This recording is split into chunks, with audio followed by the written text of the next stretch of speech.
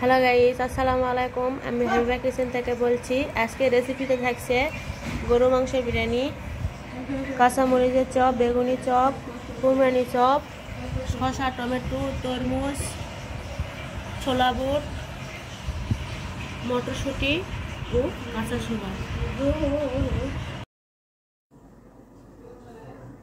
রান্না করা হয়েছে পবা মাছ চচ্চড়ি,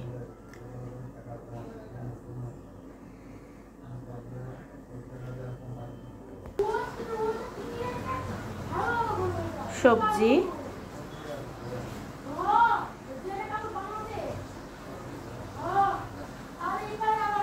রান্নার শেষে দই মিষ্টি। সবাই ভালো থাকবেন, সুস্থ থাকবেন, নতুন ইউজারদের পাশে থাকবেন, সাপোর্ট করিবেন। আল্লাহ হাফেজ।